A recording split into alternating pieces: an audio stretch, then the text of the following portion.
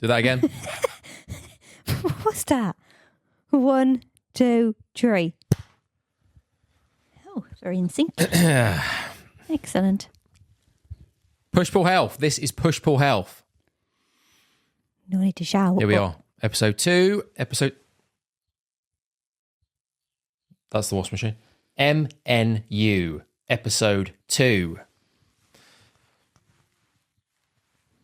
Can you see that, camera? Oh. MNU. He's got the T-shirt. He's got the folder. You made a bit of an effort today, Ben. We both have. I've gone smart cash. I'm wearing the cat sticky bow.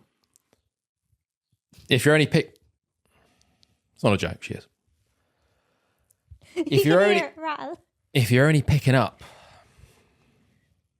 If you didn't watch episode 1, my hair was awful. I've had a haircut. I wasn't very smart. So I've changed that. I've had a haircut. I put a blazer on and a tie and the MNU T-shirt. Very nice. I'm trying to take this seriously. The Batman's. Yeah. And what's the goal? What's the goal of these podcasts? Other than to educate me and educate others and to help with my revision for my exams. To win. First place. Yes. To win back some of my course fees for MNU. So, Ben, what are we talking about If today? you're not first, you're last. Great philosopher said that once. A great philosopher. Okay, right. So we've got a lot to get through. MNU, sorry, is evidence-based nutrition.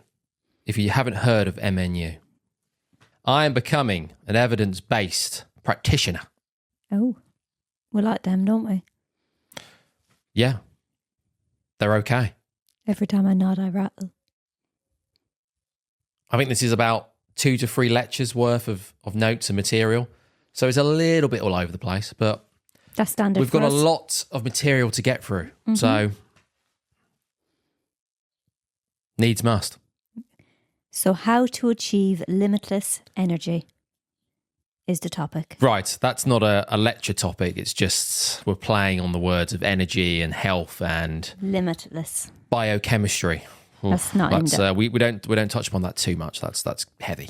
But limitless, yes. So the film today is Limitless. The film Limitless. Because we have to also mention that we do a film just to link it all in. Hate that part. We used to, if you missed episode 1, we did run a very successful film podcast back in the day, but it got too much. Yeah. Too much fame, too much fortune. We had to shut it down. Fiona begged to keep it going. No, Fiona. I want to walk down the street and not be recognised. You keep telling yourself that, Ben. Whatever makes you happy. Oh. Can you see that? I don't know if you can see that. Anyhow. MNU. So the first part we're going to talk about is health. I really want to win back those course fees because this is an Audi version of Monster and it's not very good. It's not very good, Fiona. Correction, it's a little version. Sorry, little. What is health? So the MNU mantra of health is promoting health does not mean we merely seek the absence of disease, but instead requires us to encourage physical, psychological, emotional, social, economic and intellectual well-being. So they are your 6 health domains. Right. That's okay. That's a lot, isn't it? That's a lot when you talk about health, when you ask someone to define the word health. Yes. When you don't realise that there's 6 different domains. I didn't realise. I just put them all as down as one. So obviously you've got your physical. It's about how your body functions. So you're talking about your fatigue, your strength, your pain, etc. Then you're talking about the psychological aspect of it. So that's where your motivation comes into play, your cognitive abilities, your anxiety. Your emotional, so your beliefs around food, your own identity, your values, your body image, social environment. So, are you being good all week and then at the weekend you're going out for dinner and blowing your butt off? Is that in the note? Well, I think it's more about the pushing the effort button. If you're someone who, on a regular basis, gets to the weekend, you're there. Hi. Gets to the week, we are recording, aren't we? Oh, bloody hell. The sound quality on episode 1 for the first 10 minutes is... Oh my God. Refocus. Oh my God. Someone who regularly pushes the effort button as an evidence-based practitioner, it's trying to help them do that less or find ways around that. Then you've got your intellectual, so do they understand their plan? So you're trying to empower somebody to understand it. Autonomy, generic meal plans don't work for most in the long term. Economic, can they afford to do it? And their education as well. Oh, hang on. So sorry, that's intellectual, isn't it? So yes, well, that's the role again of an evidence-based practitioner. Yes. Autonomy, empowering them to seek out habits that work for their lifestyle, rather than me telling them what to do. Follow this 10-step plan for success. Generic meal plans. But what about at the weekend? For the vast majority of people, in the long term, it's not going to work. It's not sustainable, is it? If I gave you a generic meal plan, generic meal plans in the short term might be successful for some people. If you're trying to lose weight, for example. But then what happens if you go off the meal plan? Get to the weekend. All hell breaks loose. Potentially. That press is getting opened. But it's not sustainable for the long term. Well, that's the problem, isn't it? It's not, are you going to follow this generic meal plan for the rest of your life? But it depends on how restrictive the meal plan is. If it's telling you to have, I don't know, the same thing every day, which is fine. Most people do eat the same thing every day for breakfast anyways. I certainly do. But then you have your meals and then you have your salad and your broccoli. It depends on that meal plan. If it's varied and you've got the time to cook everything that's on the meal plan, fair enough. But if it's just chicken and broccoli every day for dinner. Well, yes, but it's a meal plan. It's still a meal plan. Now, for certain people, and boring. Generic meal plans, yes, they're normally quite restrictive, yes. For certain people, they might have to go on a personalised meal plan. But for the vast majority of people who are just trying to lose a little bit of weight, a generic meal plan isn't the answer. It's to educate people on foods, on nutrition, and make it work for them and their lifestyle. Like, you should never, as an evidence-based practitioner, tell someone they must go on the keto diet. They must start only being plant-based. They must follow the paleo diet, whatever the diet is. They must only count points and sins. They must. Because I'm telling you to. If it works for them, maybe give it a go for your lifestyle. And then I suppose when you're talking about the intellectual side of things, then I'm assuming that the language that you use as well is quite important, such as clean versus dirty food, cheat meals. Oh, yes, all right. of that type of stuff. It's kind of linking in as the next thing that we're moving on to. Labelling foods as good and bad. We want to try and move away from that. Don't you agree? Yes. That's a bad food. Everything's that's a clean okay in food. moderation, apparently. Absolutely. In moderation. That's the point. Yes, but there's also the whole, when people are trying to sell someone a diet or a routine, it's you with this diet and this routine, you can still enjoy the foods that you love. But not to the same quantity. I'm quite bored of hearing that. It is quite boring. Yes, you can, but what's your goals? What's your goal? If your goal is to lose weight, chances are, if your goal is to lose weight, you're probably going to have to cut back on the foods that you... That's horrendous. That face is absolutely horrendous, and the camera's cracked. Awful. The camera's cracked. Because it was horrendous. Bless me is all you have Enjoy to say. the foods that you love. Great, yes, but depends what your goals are. If you've got a lot of weight to lose, there might be some of the foods that you love, you might have to cut back on. You might have to remove for a sustained period of time.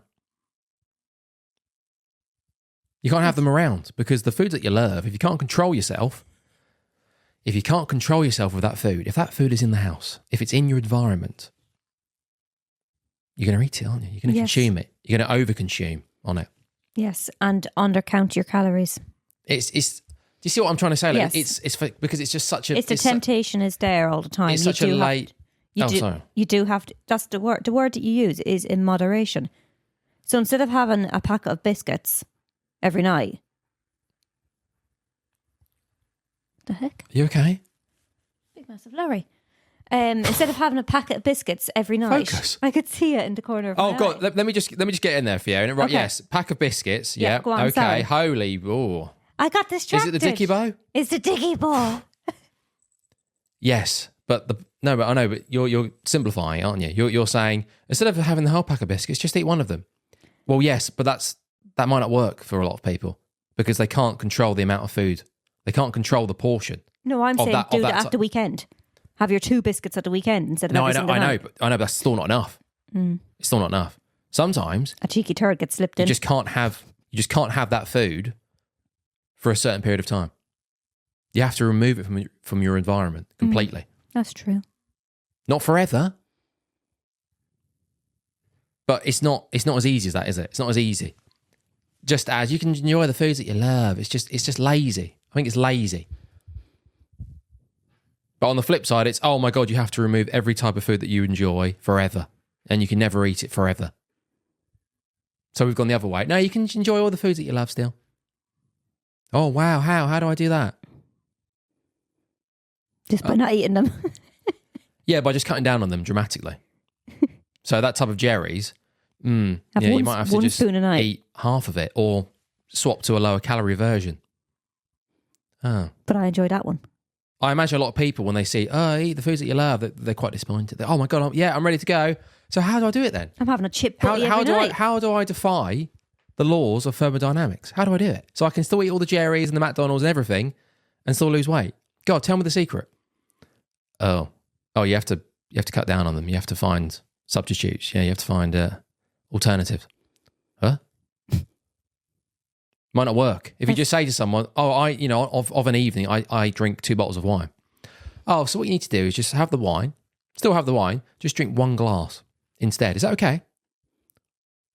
But I have 2 bottles. I guess so. Okay, great. There you go. That's £1 million, please. And then in 2 months' time, we need to get rid of that glass of wine. You don't need those calories, love, do you? Yes. That's how to get you.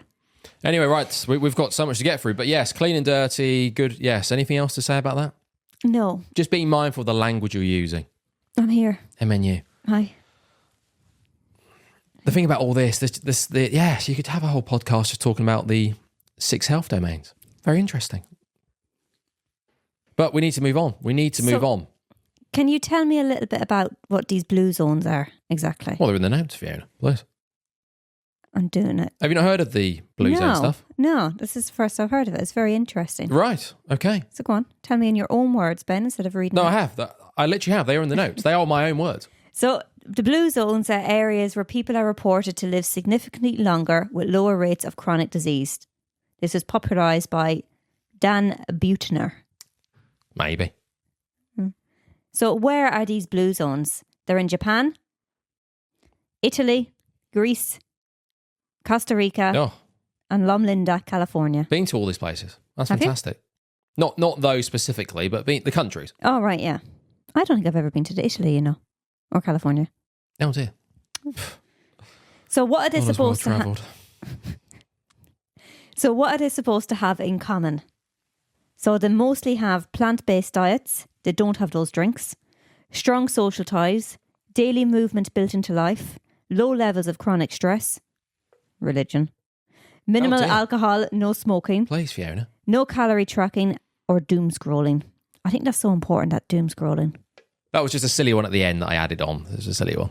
Which? God, that is putrid. No calorie tracking. Oh, right, okay. Whatever. Put your 10 things that the westernized world struggles with the most. Phones, social media, different diets, wackiness. You can have loads there, can't you? Yes. Yes, but I think the biggest thing, before we start going into some of the stuff that's potentially being debunked around the blue zones, well, for the most part, it's common sense, isn't it? Most of that's, you're not like, oh my God, well, wow, that's the answer. They're moving more, they're not eating shit. I'm not sure that's evidence-based, Fiona, but that's fine, yeah. It's as simple as that, isn't it, though? I think for the average person, they'd go, oh yeah, okay, that's reasonable. That's not a massive revelation. Any I of was that? trying to figure out why California was in there, but it's an Adventist community, so I get it now. Right. I was thinking, Jesus, California, like what? And then I read. Well, there's more. There's more places. This is just an example. Yes. Mm-hmm. Yes. Yes. What do you have to say about that? Anything? Are you shocked by that? No. Right. No, they're eating bloody plants. They're not going out and drinking a Pepsi, their Pepsi Max, Coca-Cola, whatever. They're not adding in all those calories. Sugar-free. Well, Artificial sweeteners. Oh, they're bad for you. Jesus. Um, Not according to the research. so anyways, Evidence-based. now for the debunking of those claims. Wasn't really sure where you were going with this. It's gained a lot, as you touched on, a lot of popularity over the last few years, the blue zones. Yeah. So, and it's, oh my God, that's it. All these people are living to centenarians. They're living unlimited life. How are they doing it? Do the list. Oh, okay, well, yes. Some of that's, for me personally, I can't stick to that in my life. Or the list that we've just gone through, some of that is a lot harder for me personally when it comes to my habits and my lifestyle. Well, yeah. It's all well and good saying, well, just lower your stress levels. Come on. What's the problem? Same thing, isn't it? It's the same. Yes. You have to just be careful about, right, here's a list of stuff you need to do. Yeah, but Just get it done. Other people in those countries, if they're living a plant-based diet and all that, you'd assume that they'd be growing a lot of that stuff as well with the Right. energy levels, and they're going out and they're tending to the crops and doing all that stuff. You don't have a crop field in the garden, do you?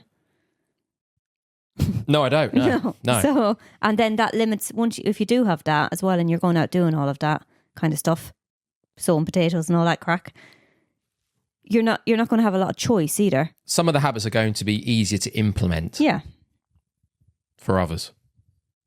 and temptation's not there. Right. So if you're going to go out and kill your chicken, you don't see a dairy milk there on the shelf, do you? No, you just see the chicken. Right, mate. Well, you do. Okay, Whereas yeah. when we go to the shop to get chicken, Right. there's so much different selection, is what I'm trying to say. Yeah, oh, I see. Okay, right. Yeah. Right, okay, that's a little bit about the debunking, because some of the data has been debunked or questioned somewhat about these blue zones. So age claims, dodgy paperwork.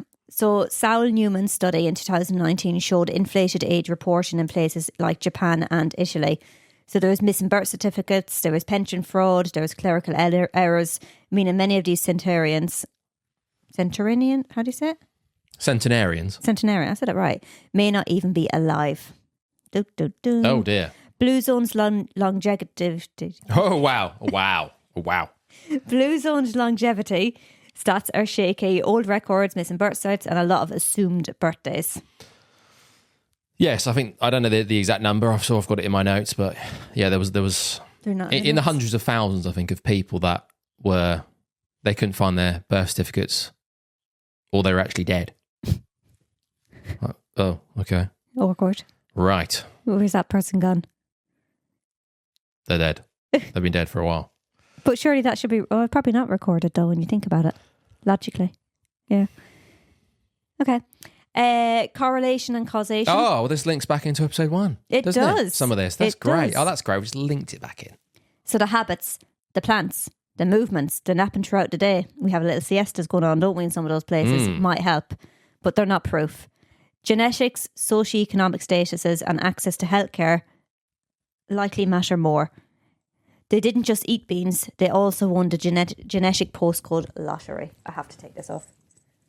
It's driving me insane. This is MNU. Sorry, MNU, but I'm not. That's the only effort you made. It's here. And you expect the cat to wear it.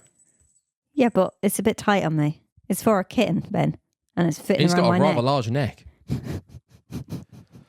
Well, it's on Right. it's on the big one. It's cute, Okay, isn't yes. it? Yeah, sorry, that last line about genetic. Yeah, some of this, these are my notes. These are my notes, but I put them into ChatGPT to structure them better. Is that what you've been doing? Let Oh, me say that again. praise be. So these are my notes, but what I do is I put some of them into ChatGPT to structure them better, to give to you so they make a bit more sense. There's been many and arguments But about then his now, notes. yes, but now ChatGPT can't help itself. I've now tried to put my voice into it. I've given them hundreds of writing examples from me. It's better, but it's still rough. Still not But it there. can't help. I always say to it, don't put any wanky analogies in. I'm not good at analogies. So I say to it, don't use analogies because I'm not good at them. I don't use them in my writing. But it can't help itself. That wasn't too bad, but I mean, there might be some in here that are just like, and it's like this, isn't it? Yeah, no, I wouldn't say that. That's why you need to proofread your documentation, man, before you send There's a lot of notes. Right, okay, let's cherry skim through. picking habits. The place in California, Loma Linda, avoids alcohol but still has rising obesity. Oh. So not all the zones fit the plant-based and perfect narrative. Blue zones oversimplify. Some of them eat meat, drink wine, and live like normal people. Right, okay. Yeah. Ultimately, there is, like we touched upon there, like ChatGPT mentioned about the genetic lottery. Genetics, luck, still play a big part in people living. Moving. It's all well and good me harping on about asking people to find a form of exercise they can stomach twice a week and a diet they can stick to for longer than 10 minutes. You don't need to. You could still live a long life and never exercise.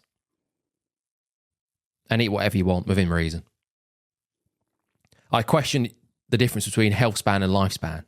It's all well and good getting to 90, but if you're bedbound for the last 10 years, or everything hurts, you can't move, you can barely get off the toilet, you can't wipe your own arse. But true, that's the difference. Like that, yes. that's lifespan. So you've lived to 90. Oh, great, bloody hell, good for you. But the quality of but life. what's your health been like? The last 10 years, last 15 years? Oh, it's been terrible. Food for thought. But you can do all this. You don't have to do all this stuff. You don't have to move. You don't have to be mostly plant-based. You haven't got to do any of it. And you can still live a long and happy life. Look at the man himself in the White House. Okay, let's move on. But the man, he doesn't exercise. It depletes his battery. He's got a battery. Depletes it. No time. I don't think he sleeps very good. I'm sure his diet's not very good. He doesn't move very much. But there he is, pushing 80. Seems to be okay. Doing okay for himself by the looks of it. Mm-hmm. Oh. Anyways, the brand behind the mesh. As the blue zones regions modernised, longevity declined. There you go. Oh, right. So you're saying that some of these blue zones, Western culture has infected them. Oh dear, That's a shame. Right. And the fast food kills the blue zones quicker than it does carb diet or something. Anyway, let's move on because okay. Right, this is what are we? We're 25 minutes in. Bloody hell.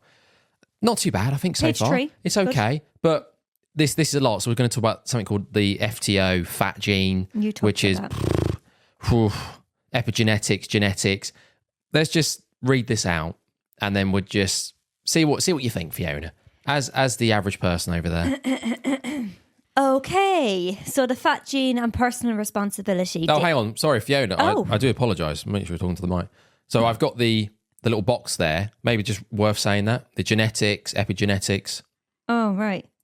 Just to give people a flavour as to what the hell we're talking about before we then start going into a bit more detail. So genetics is your inherited DNA. It can't change. An example would be your eye colour. Okay. Well, you can change that nowadays, but anyhow. Right. Epigenetics is how genes are often expressed. Can they change? Some of them can. So prenatal stress, nutrition. We're going to get into that in a second, yeah. Nutrigenics, how genes affects your response to food. Can this change? No. Example would be the FTO gene plus hunger, which we're moving on to. We're going to talk about in a minute.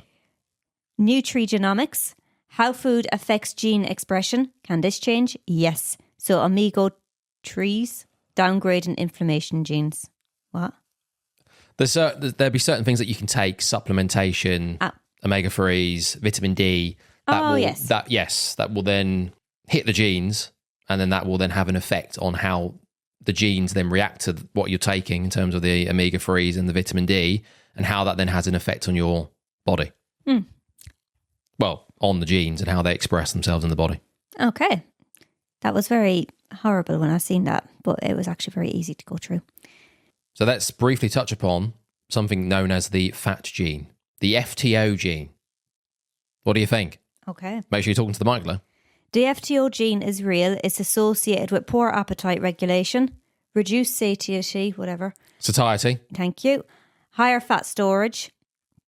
It increases risk, not density. And the same Destiny, Fiona. Oh, it increases risk, not destiny. Yes. The same rules apply.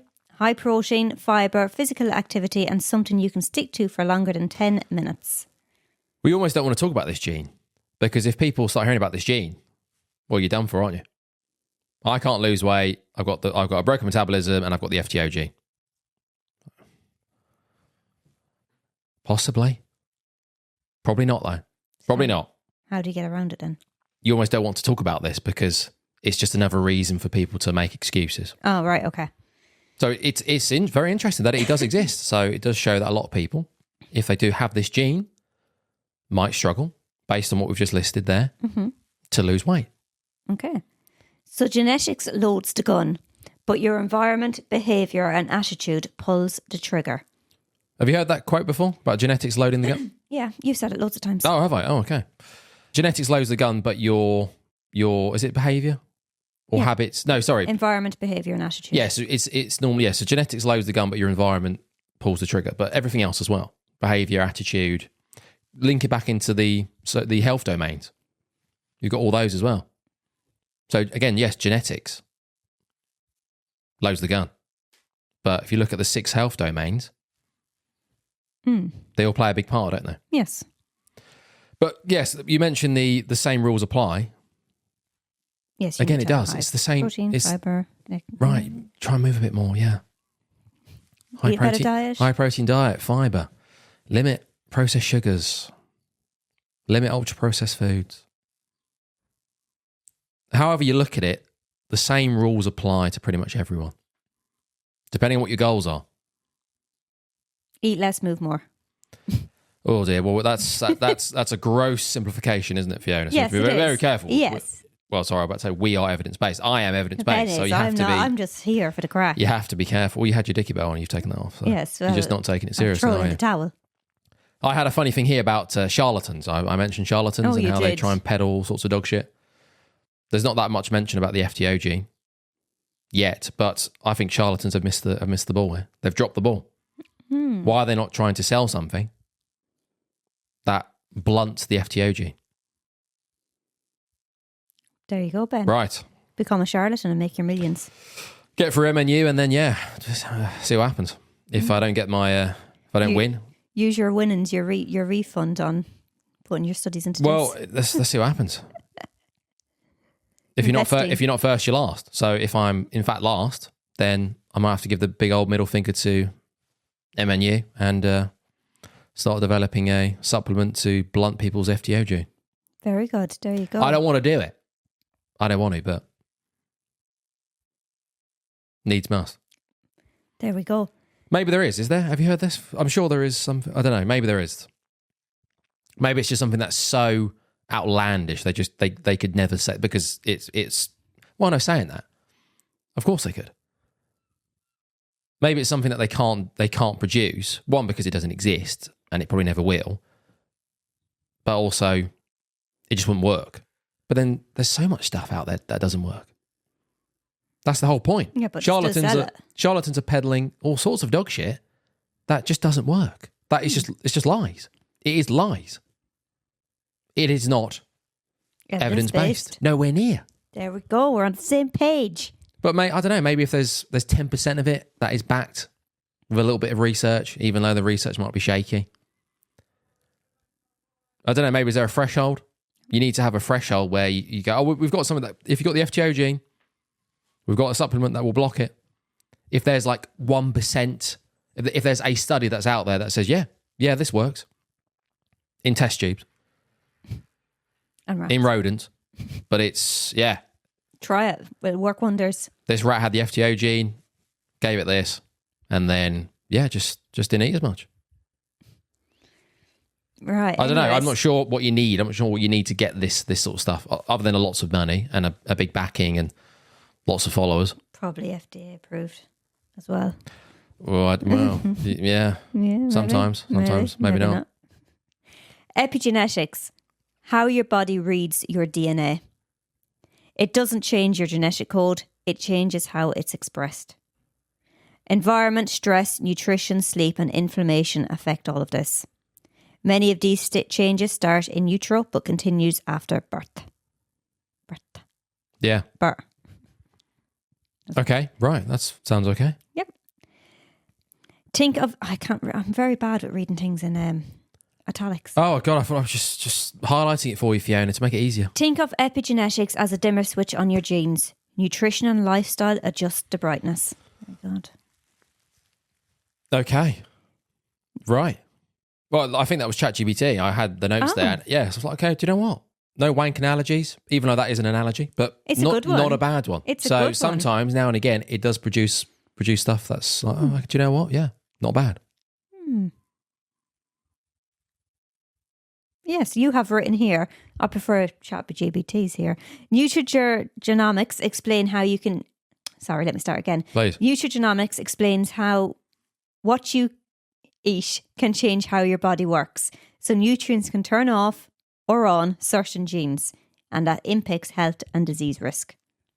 Impacts, yeah. Yeah, right.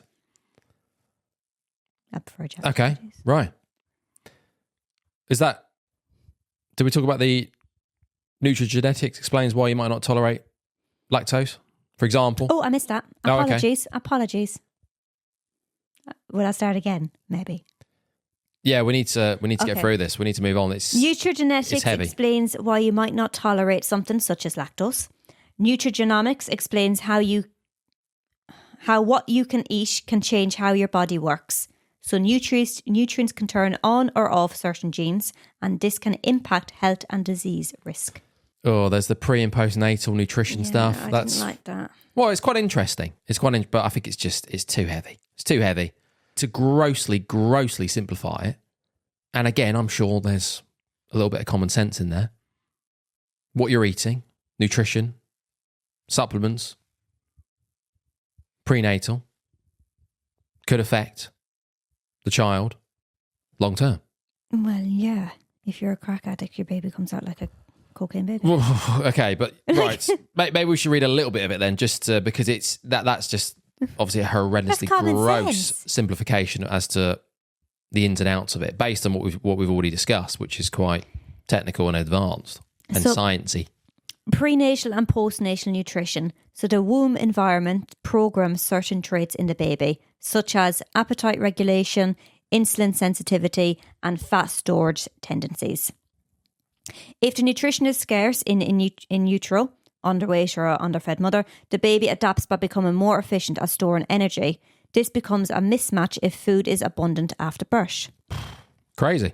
Yeah. Interesting. Very interesting. So gestational diabetes, high maternal weight means high risk of fat storage, poor insulin regulation, and obesity later in life. Like a little fella. Okay. Yeah. So these risks aren't just learned, they're biologically imprinted. So if postnatal nutrition is abundant, the programmed metabolic adaptations that occur in utero can become detrimental. Okay, I think that will do. That will do, because then it talks about key nutrients. I like that. I think the postnatal, mention the postnatal, it is a little bit confusing, because it's like, well, hang on. Well, once the baby's around, once it's been popped out, how can the mother's nutrition affect the baby still? But then it's the baby's environment, isn't it? Well, yeah, but that's different. That's learned behaviour. That's different from this. So other than breastfeeding and the nutrients and everything that goes into that from the milk, there are other stuff as well, which is unbelievably advanced. So we're not going to get into it. Okay, that's too advanced for me on a Sunday morning. There's lots of stuff that still is separate from learned behaviour and environment. I'm intrigued, though. How does it? Sorry. It's too advanced. Breastfeeding is one of the biggest ones. Yeah, because of course, obviously. Right. But what if you're not breastfeeding? I wish we hadn't brought this up. Okay, well, tell me afterwards then. Too advanced. Okay. So just to finish up on that, because we're not going to get into it because it's too advanced for us on a Sunday morning. No, I know, but we just got other topics. We're a third of the way through. We're 40 minutes in. Oh, we need to just get a move on. Unfortunately, it's a shame, but your closing quote doesn't make sense, though. Well, we'll take away the first part Food, not too much, mostly plants. Oh, right. That's the quote simplified. Oh. Okay. Yeah. Well, off with you. I think the Stoics, I think Aurelius and Epictetus. Who was the other one? Oh, something fancy. No, this but the same stuff applies. They were talking about this thousands of years ago. Yeah, you should try and move as much as possible and just be mindful of how much you're consuming.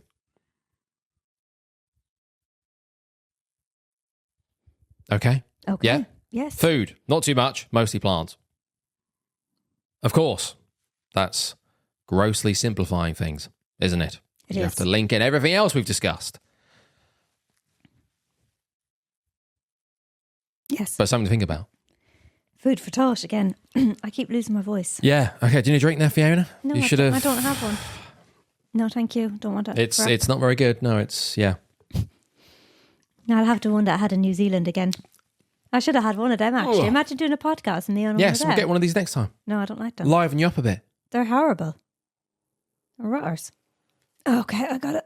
Holy shit! Do you need to get a drink? No, it's just my frog. It happens. Talking to the mic. I am. Okay, so we've not discussed energy systems. We've talked about health, which I think hopefully was interesting. But this episode is something to do with limitless and energy and stuff like that. So we should probably very quickly touch upon the different energy systems that the body uses. Okay. What do you think? Go on, off with you. Give my voice a break for a minute. No, when you're ready, Fiona. Oh, for God's sake. You have to do something, Fiona. Yes, my voice pen is breaking. Do you need a drink? No, I don't. So energy systems, here is a quick breakdown of them. Yes. So ATP PCR system. This is immediate energy within the first 10 seconds. 3 to 10 seconds. And this is explosive movements. Which then helps with, which you can then supplement this with, what have we talked about before? Energy drinks. God, no. Well, I don't know then. Well, if the energy drink contains this supplement, yeah, maybe.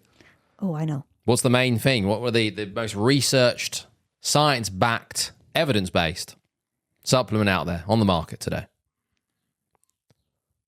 It's not in the notes. You just said you knew. I know, I can't think of it though. Creatine. Creatine, you always take the creatine. Well, not always, but you do have the creatine. So it allows your body to recycle ATP faster. Yes? Yes. So it gets your body prepared to then have that 3 to 10 second burst quicker. But do some people not sip on creatine throughout their gym session? It might be in there. Shakes. Yeah. Or whatever. Yeah. But then, it's so keeping. then you're constantly so you're constantly getting those immediate bursts then. Oh God, no. It's keeping the stores topped up. Ah, okay, okay. So it's kind of And with creatine, it's hard to get the required amount in your diet alone. You've got to eat a lot, a lot of red meat, a lot of food, way too much, rather than just supplementing with it. you only use a little scoopy of it, don't you? Yes, the only issue with creatine sometimes is that it depends what you mix it with. It can be a little bit hard to mix. So you just got to find a way that works best for you, and it shouldn't matter too much in terms of when you take it, before or after a workout. Just get it in. Pretty much everyone, But surely to a degree. Surely it's better to take it before to give you those explosive movements. No. Again, What if you didn't? it depends. If you keep it topped up, you should be okay. Oh, okay. It's very complex. So I won't be able to say the next one. Anaerobic glycolysis. Yeah, close enough. Yeah. Short bursts between 20 and 90 seconds creates lactic acids and the burn. Oh, the burn. Do you feel the burn? Oh, the sweet burn. Sweet burn. I hate the burn. I'm thinking the lecture, was this the lecture with Ron Burgundy? You know, from Anchorman when he's there. 999, 1000. Oh, deep burn. You know the bit when he's got his top off and can you send her in, please? Of course. Oh, sorry. Oh, didn't realise you were. Oh, gosh, you know what I'm like. I just like to work out. I'm just one of those guys. How can I help you? What was her name? Veronica Cornerstone. Veronica Cornerstone. What was her name? Veronica Cornerstone. Veronica Corningstone. How can I help you? Well, you asked me to come and see you at the office. Oh, did I? Sorry. Let me just put the shirt back on. Oh, God. That's pretty good. And then you have the aerobic system, which is a longer duration, it's a steady effort, and it uses a mix of carbs and fats. So you don't need to train by a fuel type, you just need to know what energy system you're in. Well, I think that's... So I'm assuming you're in the ATPC system, PCR system, because you're keeping topped up on the creatine. Sorry, what? What do you mean? I'm in that system? Yeah, you said you need to know what system you're in. So you're taking creatine. No, sorry, no. God, God, no. What? We've just talked about the different energy systems that you might utilise, depending on what you're doing. Oh. So sitting here right now, which system do you think we're in? The aerobic. You're not doing anything. Okay. What would you say we're burning right now to keep us going? What energy source are we using? I don't know. Carbs, fat? I don't know. Not carbs. Not carbs, is it? Fat then? Yes. Yes. So when people we'll get to this. When people talk about being in the fat burning zone, What's that here? What do you mean? Well, I'm breathing, so I'm in the fat burning zone. No. The only way to lose weight is you must be in the fat burning zone. Well, I'm in it now. So I'm recording a podcast. I'm in the fat burning zone. Yeah. Okay. People out there, Fiona, we won't say anyone because we might get sued, and I don't want to put the great name of MNU in disrepute. But there's certain companies out there that talk about fat burning zones, and they have like the green and the red and the orange, and it's like, oh my god. Yeah, it's on the machines. You can only lose. The only way to lose weight and to maximise results is you have to be in this fat burning zone, because this is the only zone that you can get into to burn fat. Oh my god, I'm in the green zone, so that means I'm working hard. But if you get into the red zone, you might burn even more. Oh my god, all right then. Okay, what have we got next? So I think a brief mention on people underreporting and miscalculating their calories. Yep. So people consistently underestimate how many calories they consume and overestimate how many calories they burn through exercise. Underreporting, it's not just laziness, it's normal. And I think it's fair to say, Ben, that you're probably very guilty of this. I was at your mother's house yesterday and I seen those heroes. There's none left of them.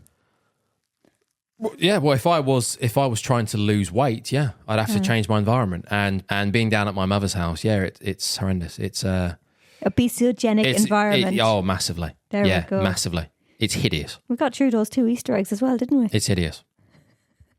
But there you go. I know that if I wanted to go on a fat loss phase or start to lose weight, the environment would have to change, because I know there's certain foods that if it's around, I'll nibble on them.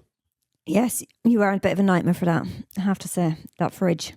Anyhow, people underestimate how many calories they eat even when they're trying. So subconscious underreporting is very common, and food labels are legally allowed to be up to 20% off, which I did not know. That's a lot, isn't it? And That's a lot. That is from the FDA and UK government, just to let everyone know. It is FDA approved. Yeah. Tracking apps can differ widely between platforms.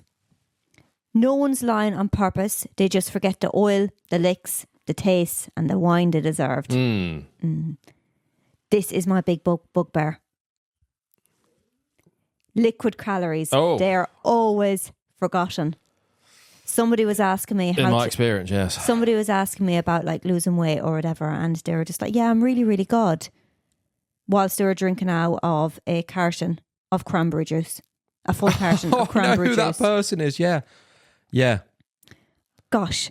Coffee, wine, juices, milk alternates are often skipped or logged incorrectly. Your oat milk flat white is 170 calories. Your food diary says it's a black coffee. Oh. Karen, you little liar. It's 170 calories. So you're not overweight Roughly. Because of your rice. You're overweight because you forgot the wine, the Baileys. Oh, I'm a sucker for Baileys. And the 4 cappuccinos with syrup. That's ChatGPT. He wrote that bit. Yeah, he's not wrong. So you have a client example here. And hang on. Anything else to say about that? No, it's very true, because you do. If I'm on the, what do you call that thing? The app that you use. I don't put my tea in it.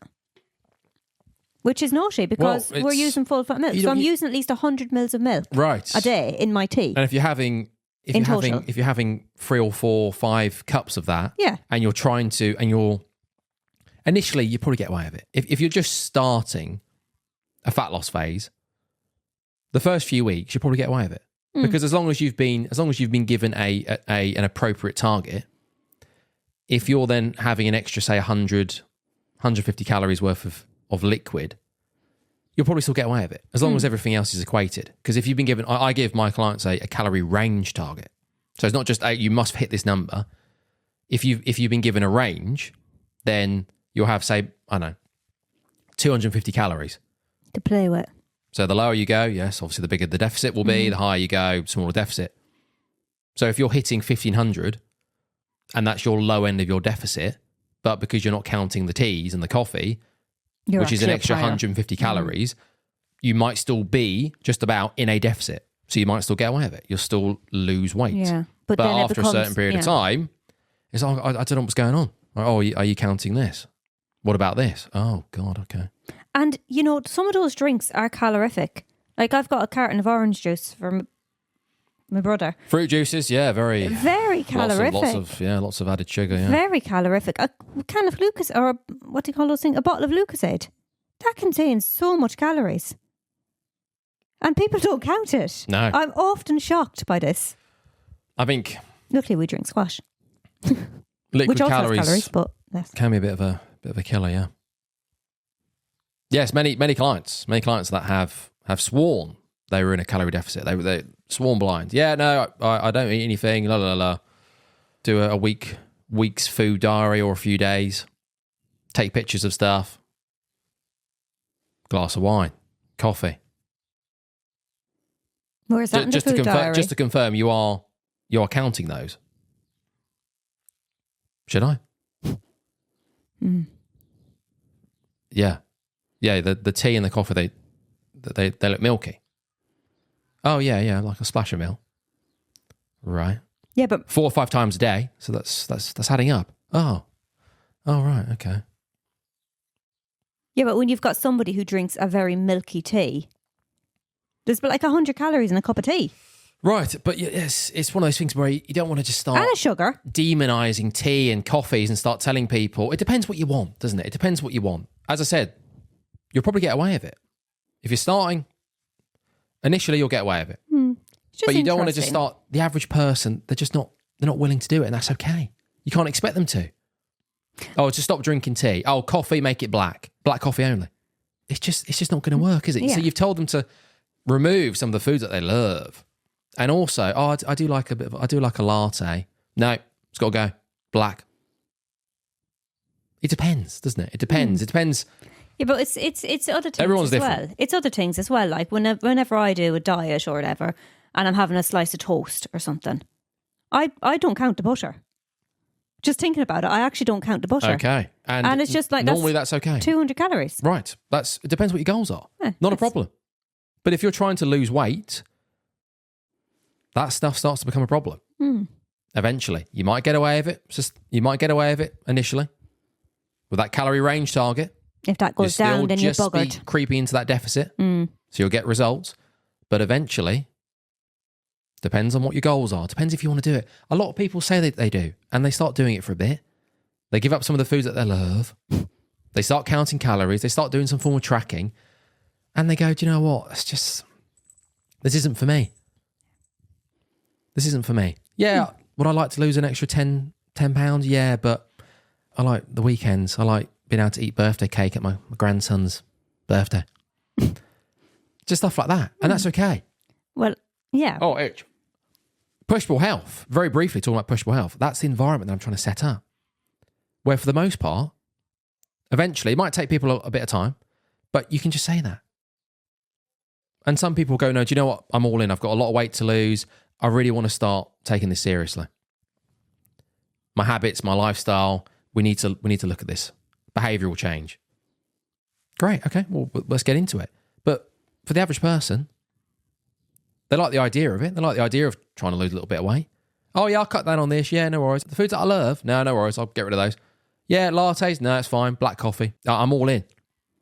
A couple of weeks later, they're like, oh, Jesus Christ. This is too hard. I'm giving up. Or then you start going, oh, okay, so I saw on your food diary here that you did that. Or you went to a birthday over the weekend, did you? How was that? Yeah. Logged everything? Oh, yeah, apart from had a bit of birthday cake. Yeah. 100 calories doesn't really matter in the grand scheme of things. Okay, you need to probably include that then. That's probably why you've not lost weight this week then, maybe. Ah, well. Yeah, come on. You're still eating it. Still going in. It just depends, doesn't it? It depends what you want and how much. But I think everybody's guilty of doing that though, and not realising and just like, oh, it'll be okay. I think everyone is a bit guilty of that because obviously your food diary is, it's on you to maintain them. You don't know what people are doing. So if somebody's lying on their food chart, that's on them. Deep down, it's on them. It's not on you. And deep down, they should know that. Instead of blaming you, oh, well, I haven't lost any weight because I... Well, that's the thing about the blaming thing. Yeah. I'm trying to be as honest as possible and trying to set up that environment where people feel comfortable enough to say, do you know what, I'm not sure I can do this. Or, yeah, do you know what, this isn't working for me. We need to change stuff because this just isn't working. Because if you don't, and the longer you leave something, the more pissed off that person will become. And ultimately, a lot of people are the same. If they're paying someone for a service and they're not getting results, they're not looking in the mirror. They're looking at me going like, well, I've done everything I need to, so what's going on? This is a massive waste of time. Waste of time and money, so what's going on? You're useless. You said you helped me lose weight. Right, okay. Moving on. Eyeballing takes skill. And Jesus Christ, this is so true. I remember when we first started measuring out the food, 30 grams of Cocoa Pops wouldn't fill a hole in your tooth. It really wouldn't. Interesting analogy. Okay. It really, really wouldn't. And a pasta. You say here, eyeballing portion sizes only works after you've tracked, which is true. So a new person would eyeball 100 grams of oats and pour out 300 grams. I'm telling you, when I used to have bowls of Cocoa Pops, I used to be having at least double the amount. And I was still starving afterwards. Because I didn't have a clue. When I do my granola in the mornings, I'm able to know now this is around 20 grams. Sometimes I do go over, obviously, if there's a tiny bit left in the packet or whatever. But 30 grams of pasta is nothing. 30 grams of rice is nothing. 150 grams between the two of us. It looks like it's measly. It's just insane. It's just insane. Anyhow. So some form of tracking might be beneficial, not forever, but it might be beneficial. And also, there's other ways where people will say, well, if you don't want to track, maybe take pictures. Okay, yeah, that's a start. Or just use your palm or your fist as a way to measure out portions. Like what? So you don't want to track. So you don't want to use a form of tracking on an app. And we've just discussed that based on the labels and the apps, they're inconsistent at times. Right, 20%. So you don't want to use something that's already not the best and inaccurate, but instead you're going to then use your palm or a fist. Well, how are you going to measure out your butter on that? 2 fingers. The fact that how do you know how much is in that though? Yes, exactly. It's silly, isn't it? It's yeah. Oh, no worries. Then just start doing this. Start fisting stuff. Okay, Ben. Start using your fingers. Okay, Ben, calm yourself now. That's the amount of fat you're allowed. 2 fingers. Yeah, maybe, but it's tough. Maybe not the best. So and always pick your low calorie choices. It's always worth it. So some people choose the whole grain rice. We don't like whole grain rice. Sorry, Fiona. No, sorry, Fiona. Isn't always worth it. Sorry. Yes. That's what I meant to say. Oh, right. Okay. So the whole grain rice. So you think it's the healthier option, but it's actually the same calories, if not more, of 100 grams of just normal rice. I believe so. Yeah, I should have actually picked up the. And it tastes like shit. Tastes like chewy sandpaper. Years and years, I ate whole grain rice, brown rice. It sucks. Yeah. It sucks. The only thing that is actually probably nicer is brown bread. But brown bread, I have to with the grains, is higher in calories than white bread. Yes, but it's of and course that's the healthier option. There's the healthier option in the sense that there might be a bit more fibre. Yeah. There might be a bit more nutrients in. So yes, if you're trying to get more fibre in, if you're trying to be Speaking a bit to the more mic. health... God. If you're trying to be a bit more health conscious, the whole grain option might be beneficial sometimes. But sometimes when you want to eat something, just eat it. And also don't go for the whole grain option and automatically assume it's going to be lower in calories and better for you. It's not. No. The same with a lower calorie It's swap. like the milk, the banya that we have. We changed from semi-skilled to full fat. Yes, better and not a massive calorie difference. But the low calorie treats. So the low calorie options, Mars bar compared to what are those chocolates that you eat sometimes? Those low calorie chocolates, different flavors. What are they called? You know, the ones that you can buy from. Like Bavisha. No, God, no. They're like this big. They're tiny as well. So they're like that big, 60 calories. Different flavors. You get them from where's the cheap shop? Oh, the little protein bars. No, because they're high in calories. I those don't know ones. what you're talking about. Google it quickly. Low calorie chocolate bars. You'll know the ones I mean. There's chocolate orange. There's all sorts of flavors, but they're like 99 calories. Oh, skinnies. Skinnies, right? Okay, yeah. Are they any good? Well, Are they actually any good? the thing is with the skinny ones is if you get the chewy one, it's the chewing. Isn't Right. it? Okay, mouthfeel. That's It's the that chewing makes a big that difference. fills you. So if you've got something where it's ricey and you just like literally put it in your mouth, bite, swallow, it doesn't have the same. But when you have the chewy bars, you actually do feel as though you've eaten something and you do feel fuller. It's psychological, isn't it? Yes, but sometimes it can lead to eating more Yeah. because you just didn't have the thing that you wanted. Yeah. You had one of the skinny bars instead with your black coffee. Oh yeah, oh, lovely. Yum yum yum. Yeah, this is hit the spot. Has it? Has it, Lo? What about the Mars bar? No, I don't really I had want. like 50 more calories. I don't really want that now, to be honest, because I had the skinny bar. Okay, so you're definitely not going to later after a long day at work, things go to shit. You're definitely not going to overconsume later. Then you're good. You're satisfied. Yeah, I hope not. Sometimes just have the high calorie option. And then you feel satisfied. And those gremlins, I put to bed. Sorry. That's the gremlins. The things that make you eat the food. Oh, the ghrelin and the gremlins. Yeah, Oh, yeah. right, yeah. Yeah. Yes. Yeah, do listen. Yeah, hunger hormone. Yeah. Yeah. Oh, bloody gremlins. That's it. Yeah, whole grain, low calorie stuff. Anything else to say about the No. whole grain options? No, it sucks. Well, they don't all suck, but just don't. Brown pasta. White options, like white pasta, white bread, are okay. Might be a little less fibrous. Might contain a little less nutrients. But if you enjoy them, Enjoy it. eat it. Crack on. Don't force yourself to eat whole grain rice just because you think it's healthier. And it's stodgy. It's gross. It sucks. Yeah. Okay, so fat oxidation does not mean Oh, fat sorry. loss. Who? Fat oxidation. Fat oxidation? Fat oxidation. So we touched upon this very briefly, didn't we, about...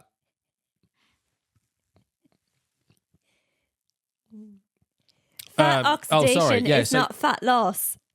We briefly touched upon that. This is the best approach, isn't it, Fiona? Because there's a lot of notes and it's just tiring. So I try and give you the notes to read out to give you something to do, and then I can then expand upon it and we can have a discussion. Because it just feels like if I was also reading off the notes and then going, right, this is what I think, and then I go, right, Fiona, what do you think? Yeah, sounds all right. There just wouldn't be any... There wouldn't be any dialogue, chatty Right, combos. So even though you struggle a lot...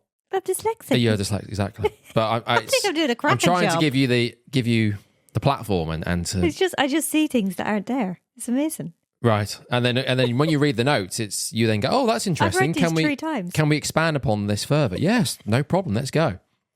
So we touched upon the whole fat burning zone stuff. So this is just finishing that off. This is just coming back round to it. Yes. Right. I'm going to keep calling it fat oxidation. Oxidation, fine. Okay. Okay. So fat oxidation, I really tried there, Okay, yeah. is your body using fat for energy. Fat loss is your body reducing stored body fat. They're not the same. Low carb diets increase fat oxidation because you're eating more fat. There's no extra N there, is there? That's all I can see now, Ben. Okay, all right. It's No worries. all I can see. No worries. You're doing a great job. Thank you. It doesn't. I have to do that again. Low carb diets increases fat oxidation because you're eating more fat. Doesn't mean you're losing any. You're just using what you just ate. Burning fat doesn't mean you're burning your body fat. It just means your body's using the stuff you've been shoveling in all day. That was long. ChatGPT. Good. I like ChatGPT. Right, yeah, so the whole fat burning zone thing. People get confused between the two. Yes. They're separate things. They're not the same. Well, I would think that. That's what I would think. The fat burning zone. Again, we're burning fat right now. Sitting here. Doesn't mean you're losing any fat. So that means we're in the fat burning zone. Doesn't quite add up, does it? Doesn't make sense. People harp on about keto and high fat diets, low carb. Oh, yeah, but you just burn loads more fat on keto. Yes. You literally burn more fat. Not body fat. You literally burn more fat because you're consuming more fat. If you're in a calorie deficit whilst on keto, yeah, absolutely, yeah. If you're in a calorie deficit whilst on a high carb diet, yeah, you're also burn fat. It's just how to phrase things, isn't it? You're just like, oh wow, this is amazing. I'm losing more fat. But if it works for people, I always talk about, it's charlatans, isn't it? Oh, it's quackery. Oh, people just trying to peddle your dog shit. Sometimes it is if they're trying to sell you ketone sticks and God knows what. Supplements based around being in ketosis and all the rest of it. But sometimes it's just, if it works for them, great. Something like the keto diet works for a lot of people.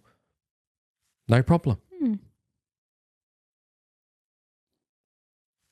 Yes. It depends how they're phrasing it. If they're trying to sell you something, not good.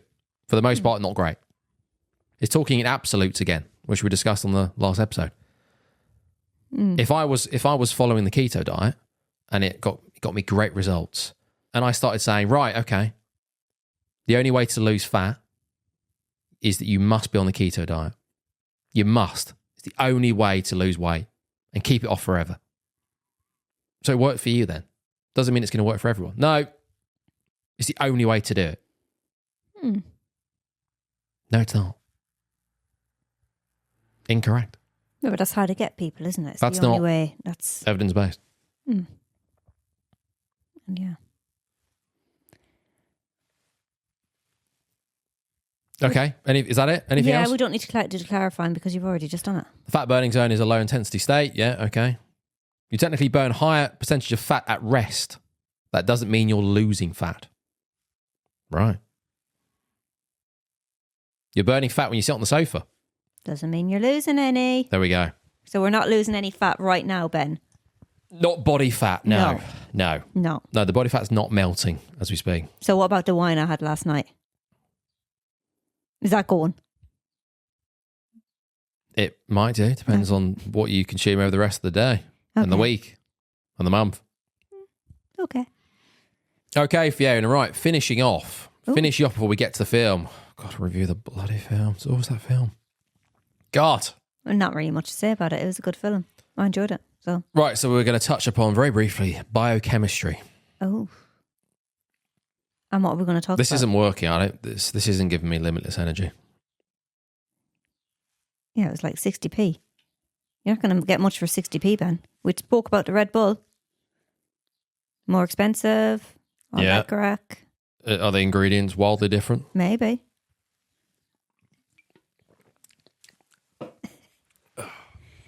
Okay, so yes, biochemistry.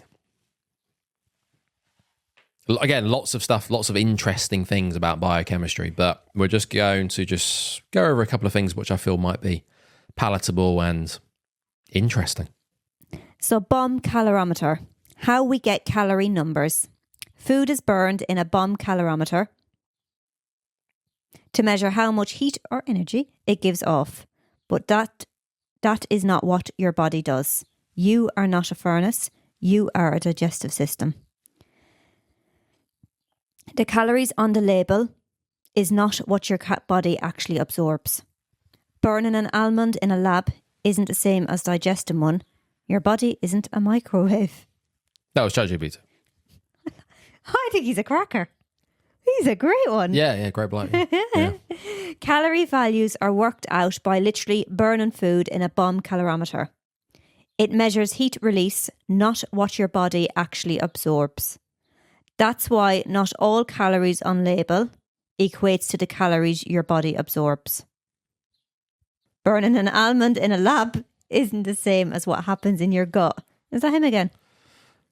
I think that was me. Oh, yeah. Okay. You're on the same page. At least. Oh no, sorry. This is all me, Fiona. These are all my notes and notes taken from MNU.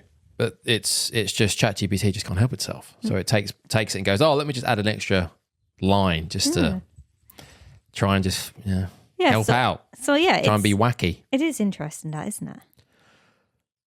Well, without getting too much into it, the whole calories in, calories out. That's what. Again, going back to the charlatans, when they say stuff like calories don't matter, but they do. Well, they do a little bit, don't they? They do a little bit. But there's so much that goes into, and there's so much that you need to expand upon the whole calories in, calories out, based on stuff that we've touched upon, and just based on this, how the body digests certain foods, how it metabolizes the energy from certain foods, from all foods. So there's a lot to it. There's a lot more to it. And we've touched upon in the past the Twinkie diet. So there's lots of wacky examples you can use where you can, if it fits your macros, the Twinkie diet, where for, was it 8 weeks, the guy ate 75% of his diet was made up of Twinkies. I remember that. And some protein shakes. And he lost loads of weight. And all his health markers improved. Because he was in a calorie deficit while still eating Twinkies. Everything improved because he remained in a calorie deficit. But would that be sustainable? No, but it was just that it was a silly. Well, no, it wasn't silly. It was an experiment, wasn't it? But when people say the calories don't matter, what does then? Does that grate on you, Ben? No, but what? So then what? Or it's so much more than calories in, calories out. It's such a gross simplification. Yes, I know it is. Yes, of course it is. But then they will start peddling something else. This matters instead. Eating sugar, carbs. This all matters. This is what's getting you fat. They then proceed to then just talk about just nonsense. Stuff that's not evidence-based. It's something to talk about, isn't it? It's just... And then these people, we've talked about it before, ad nauseum, and they're intelligent. They're doctors, they've got PhDs. They're not clowns, but they're just... Surely to God, though, the charlatans are just the few. Whereas everyone's kind of going along the evidence-based route, and it's just obviously... Well, we've touched upon the old evidence-based. It's boring, isn't it? Well, it's when I get to 1 million followers, I always keep looking at that camera. I'm in shot, aren't I? Yeah, I keep looking at it. Why? Because I've just noticed that red light flashing, and I don't know why. Oh, it's recording. Oh, is that what that is? Yes. Oh, right, okay.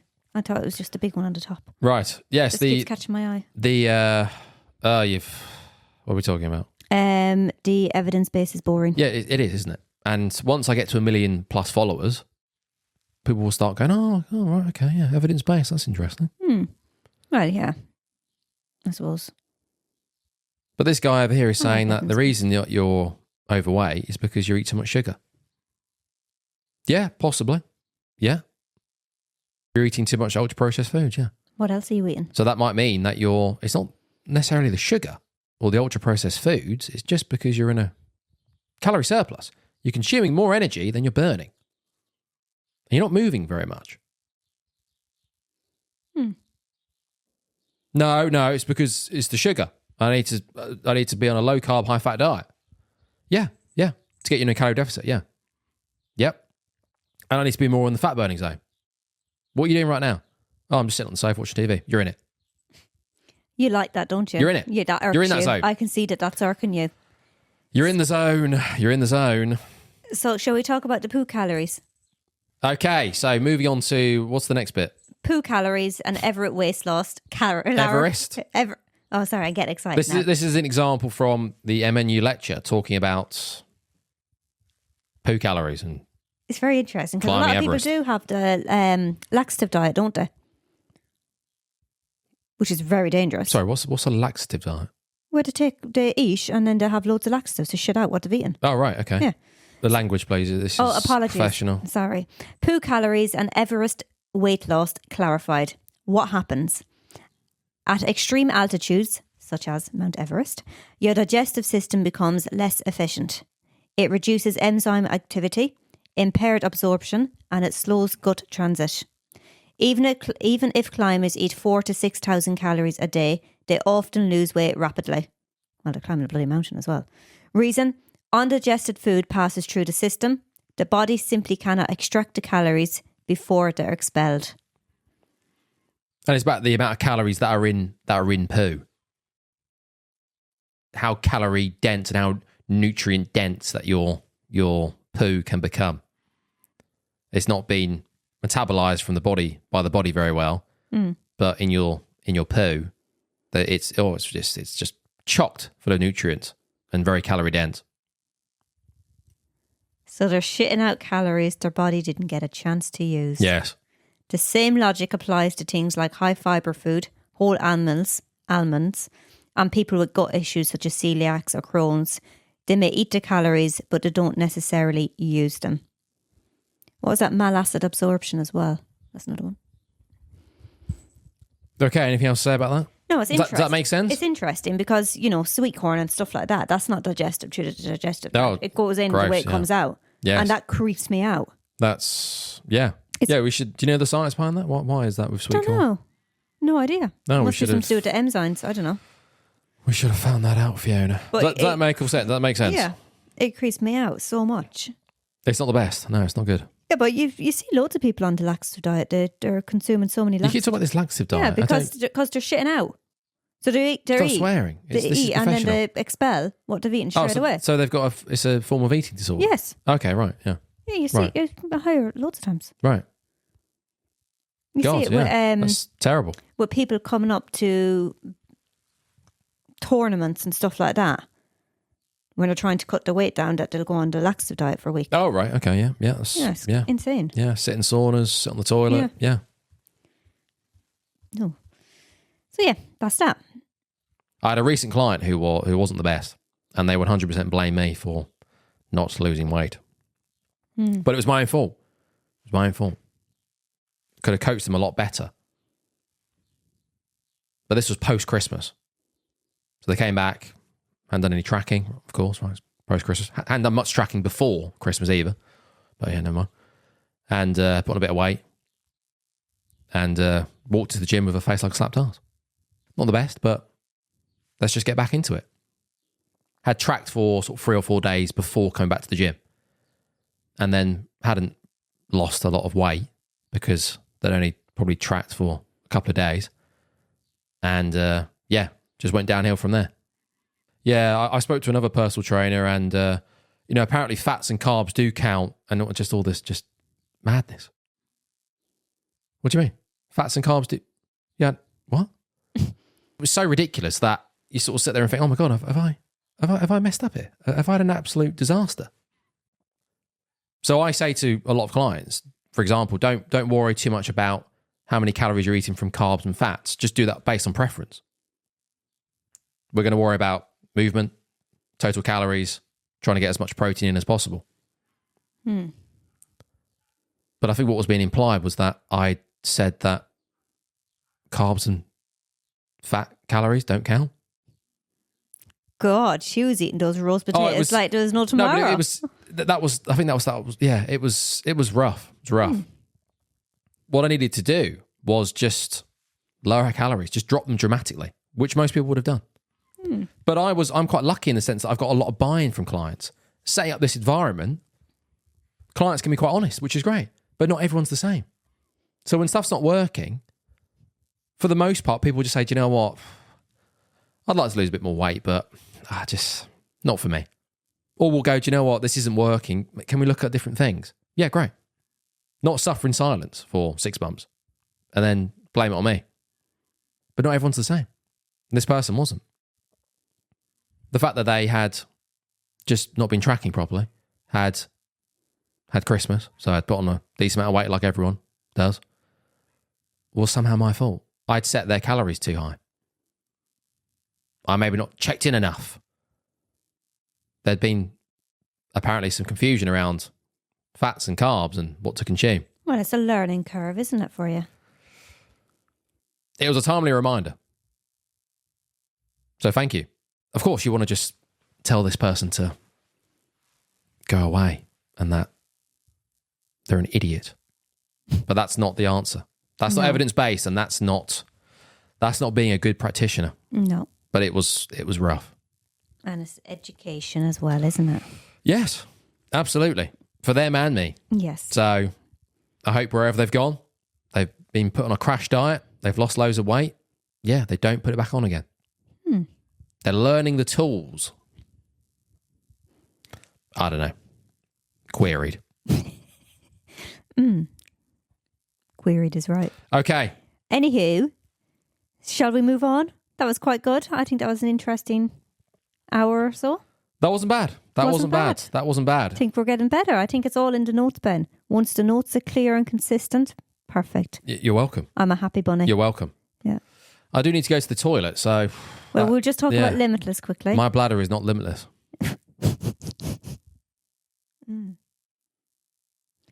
So, Limitless, 2011, 7.4 out of 10 on the IMDb. I think that's fairly fair. 7.4? Yeah.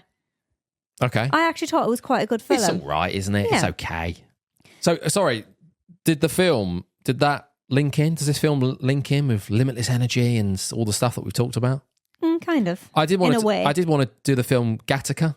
I have never heard of that. It's more about the genetics and being babies being born in a test tube. No, I wouldn't very have interesting, liked but maybe we could watch that, but not to talk about. yeah, okay. I just like to talk about films that I like. I'm sure you might have liked it. No, director Neil Berger, Bradley Cooper's in it. It was a busy couple of months for Bradley Cooper. 9 weeks later, Hangover was released. Oh right, okay. Yeah. And they had to film in Philadelphia because his dad was very ill with cancer at the time. Oh dear. There you go. So, what is this movie? It is based on a mysterious pill that enables the user to access 100% of his brain's abilities, which transforms a struggling writer into a financial wizard. But it also puts him in a new world with many dangers. It's a bit of a myth, isn't it? It's a myth, the whole brain thing. Yeah. I'm pretty sure we are all using, well, not all of us, but we do have access to 100% of our brain. We have access to 100%, but we don't fully utilise it all the time. Okay. Yeah. So the whole, you're only using 10% of your brain is nonsense. Well, I don't know. So it follows Edward Mora, a struggling writer who's introduced to a drug called NZT48, which gives him the ability to use his brain fully, which helps him to vastly improve his lifestyle. So what I liked about this film is when he was on the NZT48, did you notice everything was more enhanced? Yes. His eye colour, his skin. Did the bleakness quite well. Yeah, and it Greasy was like hair, he gross, looked like he had his face was smooth. It was like he had Botox. It was like he had a filter on the whole way throughout when he was on it. But when he wasn't on it, it was just like, oh. Well, it helps. It helps that Bradley Cooper's a good-looking man. It's probably harder to. They had to have it bleak. They had to have him have the greasy hair, being almost black and white because it's Bradley Cooper. So you'd still go, well, to be fair, it's Bradley Cooper he's looking okay. Yeah, but oh no, what we're gonna do? We're gonna have to either put like a mask on you because you're too good looking, the lighting, or we're gonna have to make it black and white effectively and make sure you haven't washed your hair for 2 weeks because it's Bradley Cooper. So it's hard to make you look gross. Yeah, but I think when you the living environment as well that he was in when he was normal, not on it, kind of put him into like the cups, the plates, the filter, the house. Yes. When I see that, I'm just like, oh, disgusting. I can't bear it. People living like slobs. I just can't bear it. How can you live like that? Regardless if you're Bradley Bloody Cooper or not. I would not hope would I be. Yes, they set up the environment well enough. It was, I guess, a little bit cliche. Oh yes, struggling dirty. writer. Yeah, look at him. Yeah, he doesn't leave the apartment. It's gross. Yeah, he's greasy. Oh, he's an alcoholic. Oh bloody hell! Yeah. How did they make the pill clear? Is what I want to know. I don't know how. I don't know why. But it's a clear pill. All part of the wackiness, wasn't it? I suppose it's So you were asking. So when we start off the film, it's quite jarring camera work, which they use throughout. Oh god, it's like a what's it called? A kaleidoscope. No, it's called fractal zoom sequence. Right. And it starts with the footage filmed with a wide angle lens first. And as soon as the resolution runs out, they transition to the next lens and then the next and continue. That's very clever, yeah. Then the whole set of footages take over. And then this helps with the continuous transitions. So when they were in the taxis, the crew actually just attached the cameras to the back of the taxis and blended the shot with the rest of the shots at the exact moment to give the kind of traversing effect. If you observe closely, you can actually find that these shots are actually looped in the middle. Oh, I see. It does make your head spin a bit. It does, doesn't it? You were there. You were having a bit of a shocker. Oh, it was okay. Yeah, it was well, okay. you know what I mean. But yeah, I was just exaggerating. It was a bit wacky, but no, it was reasonably well done. It's something that you don't see too often. I don't think I'd seen that before. Does he not get hot? Oh, in his leather coat? All the time. He likes his leather, yeah. He loves that leather jacket. Literally, he's never out of it. I think I struggle. Every time I see someone with a leather jacket on, I don't know, because I just feel like I probably can pull it off. So every time I see someone who's wearing, he was wearing all black with his suede, what sort of shoes did he have on? I didn't look at his feet. I was looking at his face and those beautiful blue eyes. But he just had that leather jacket. It was just like, every time I see the leather jacket on people, I'm just envious maybe. I'm just like, oh yeah, I don't think I could pull that off. But I'm just quite jarred by it. I'm going to buy you a leather jacket. I guess it represents someone who's doing well. Oh, look at this guy's leather jacket. It's authentic. Look at it. Oh yeah, he must be doing okay for himself. I think a suit kind of does that though. If somebody's in a suit all the time, I think that shows, and then the watch and the style of it. I don't think a leather jacket does. I don't know. Maybe he just liked a leather jacket. Bless him. Right? Yeah. Looked pretty stylized. Yeah. Yeah, he did. Yeah. He got the dollar. Then he gets the haircut, transforms the wardrobe. Yeah, you hear my belly. That's going 90. Yeah, I know. Well, it's one of those, Fiona, isn't it? You're hungry. I'm hungry. I need to go to the toilet. It's a decent enough film, and in a different. You see, you can't. It's so hard to talk about a film when it's good because it's good. That's all you can say about it. Watch it. It's good. It's easy, but it's something that those days have gone. We've moved on. So really, I'm sure we could sit for half an hour and talk about Limitless if we wanted to, but. No one wants to do that anymore. And we've already talked about all the other stuff. Yes. So the energy is just not there for it, unfortunately. I know diehard fans of the podcast we used to do that was about films. I'm sure they're heartbroken because they don't care about all the health stuff. They don't care about MNU. They don't care about it being evidence-based. They want to hear us talk about Limitless, but I'm sorry. Those days are gone. I'm sorry, Sean. Thankfully. Oh, also. I'm sorry, Sean. We've had to move on. Just to let you know, we were asking about the ending. I didn't really like the ending because it was a bit kind of like, isn't he kind of still on it? But he never got off the NZT stuff. He evolved beyond the pill form. And at the end, when he saw the man texting in the van, it showed he was sharper than ever. His claim of being off the drug was a calculated deception, part of his political image. So what was he taking instead then? So he was taking it, but I think he was taking it in smaller. He was taking it in a different kind of form. Or something. Right. Because your man was saying that he was injecting it. Oh, that was lovely. So he probably needed less of it. Because it went into the bloodstream. Right, maybe it was like a weekly... Him there licking your man's blood. Yeah. Oh, you would. Oh, dirty hooer. Maybe it was a weekly injection then. Something like Wegovy maybe. Maybe. Doing that, okay. Maybe. But yeah, good film. Good film. Give it a watch. Didn't like the end of it. Didn't know who killed the woman in the end. A few little loose ends. But hey ho, it was all right. It was good. 7.4. Limitless drugs, supply of drugs. Oh yeah, he's got a bag, but the bag never seems to run out. No. He's taking one every day. I'm not sure what's the timeline of this film? I don't know, because he was a writer first, then he went into the financial wizarding world, then he became famous. So it's a few months. Then he bought a flat. I know he's managed to get a lot done in a short amount of time because he's a whiz and he's on the drugs, but yeah. There was a fairly big bag though, but when she came and took it from the apartment, there didn't look to be many in it. Sorry, there didn't look to be many taken out of it. The bag was near enough the same. Okay. So I don't know. And if he's taking one a day. I know. Did he limit them slightly? I don't know. Why couldn't he just take half? Because he doesn't need it at night time, does he? So if he had half, surely... Sorry, I'm getting sciencey. It's nitpicking. Again, that's something we used to do in the old days. We moved on. Which we don't do anymore. What else have I got? Head explodes. Yeah, the opener. Blue eyes, yeah. Beautiful blue eyes. Are we meant to be rooting for him? No, I don't think so. He just turns out to be a rich ponce in the end. Right. Okay.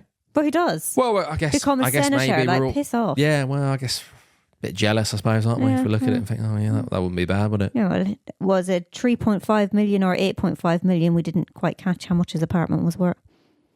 No, They got destroyed with gunshots. Yeah, they just chainsawed their way in. Yeah, not very secure. Anywho, nootropics. This has become a big thing, hasn't it? The last few years. Brain enhancing drugs and drinks. There's all sorts of stuff. There's all sorts of stuff out there on the market now. I don't know how far away we are from something like this, but we're getting closer. But it's just this obsession. It's this obsession with just trying to find that extra 10% just to try and work a little bit harder. Of course. If I could take one of these, if I could just spend a little bit more time in front of the laptop. Well, it's not even the time. It's just if I could maximize those hours in front of the laptop. If I could just eke out a bit more. If I could have prepared for this lecture, if I could have prepared for this podcast a bit better. Brilliant. Being more concise with my points. So, yeah, I think this was 2011? Yes. But we must be getting pretty close to achieving this. We've got bloody robot people walking around some places. Robot people, yeah. Yeah. You know what I mean? Driverless cars, yeah. Yes. So, yeah, it'd be interesting to see in the next, I don't know. Would you take one? 5 to 10 years. Would you take a limitless pill? Well, of course. Based on what yeah. And it's all well and good saying, yeah, I take one because I want to just maximise being an MNU practitioner. I want to maximise training the Pushable Health clients. Yeah, well, that'd be great, yeah. But then what? You think, oh, okay, well. Well, that's like any drug, you become addicted. I can get all this done in 10 minutes. This is easy. Now what? What else can I do? Become a millionaire and buy me a flat for 2.5 million or whatever. Because you could say, well, he took the drug and he managed to get his manuscript out. Oh, great. Good for you, Bradley. Well done. Just stop there then. Just write more books. No. He was a failed writer, so why didn't he just stop there? Just write more and more. Yeah, why didn't he do that? Why did he get into the financial world? He wanted to make more money. He needed more money. All right. Anyhow, that's that. Okay, there you go. Right, how do we end this? Thank you. MNU. That's what it's all about. If you're not first, you're last. Episode 2. There was a lot. There was a lot in there, but a lot of hopefully there's information. some I think we got through it well, though. Yeah. Yeah. Push-pull health. Until next time. Push-pull health. That's it. That's what it's all about. Pushing your health from the pulse of life with MNU. With the help of MNU. There you go. Evidence-based practice. Yes, correct. Excellent. Great. Okay. Until next time. Cheers. Slán. Good luck. Good night and all live.